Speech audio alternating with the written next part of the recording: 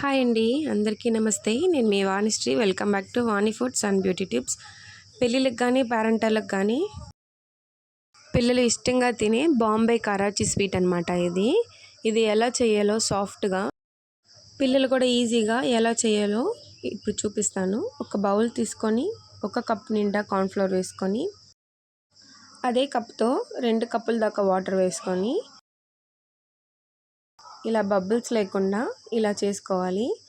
చేసుకొని పక్కన పెట్టుకొని 1 కప్ దాకా షుగర్ని తీసుకొని 1/2 కప్ వాటర్ని వేసుకుంటూ షుగర్ అంతా కరిగిపోయేలా ఇలా అంటూ ఉండాలి, అడుగు మాడకుండా. నేనైతే క్వాలిటీ అండ్ బ్రాండ్ తీసుకున్నాను కార్న్ఫ్లవర్కి. సో షుగర్ అయితే కరిగిపోయి మరిగిపోతుంది అనమాట.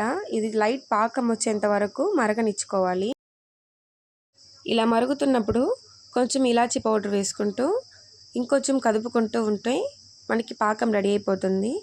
అంతలోపల మనం ఆల్రెడీ ప్రిపేర్ చేసి పెట్టుకున్న ఈ కార్న్ఫ్లవర్ని పీటర్తో ఒకసారి అలా ఇలా కదుపుకుంటూ ఈ పాకంలో వేసుకోవాలి. పాకంలో వేసుకున్న తర్వాత ఇలా కదుపుతూ ఉంటే ఇలా గట్టి పడుతుంది అనమాట. సో ఇలా గట్టి పడుతుంటే అడుగు మాడకుండా కొంచెం ఒక 2 స్పూన్ల దాకా నెయ్యి వేసుకుంటూ కలుపుకుంటూ ఉండాలి. సో ఇలా థిక్గా అయిన తర్వాత ఫుడ్ కలర్, రెడ్ కలర్ వేసుకుంటూ ఇంకొంచేపు గట్టి పడేంత వరకు ఇలా కదుపుకుంటూ ఉండాలి.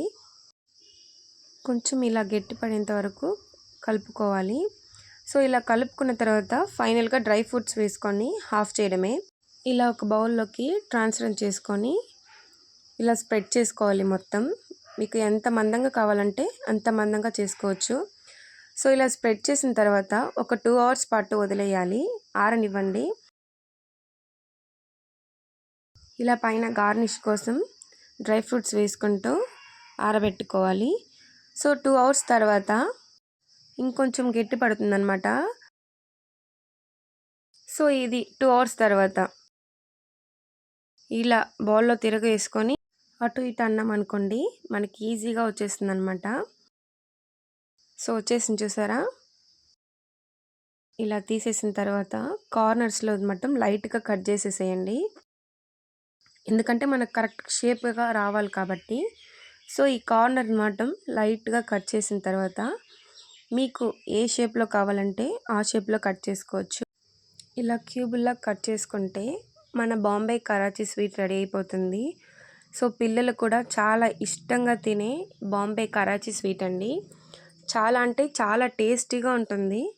అండ్ నేను చెప్పిన కొలతల్లో వేసుకుంటే చాలా పర్ఫెక్ట్గా కూడా వస్తుందన్నమాట. చూడండి ఎంత సాఫ్ట్గా ఉందో, చూస్తుంటేనే నోరు ఊరిపోతుంది కదా. సో మీరు కూడా ట్రై చేయండి, నేను చెప్పిన కొలతల్లో చేయండి, పర్ఫెక్ట్గా వస్తుంది. సో మీరు ట్రై చేసి ఎలా వచ్చిందో నాకు కామెంట్ బాక్స్లో తెలియజేయండి. థ్యాంక్ యూ ఫర్ వాచింగ్ అండి. సబ్స్క్రైబ్ అండ్ లైక్ చేసుకోండి. ఈ వీడియో యూస్ అవుతుందన్న వాళ్ళకి కొంచెం షేర్ చేయండి. Thank you for watching.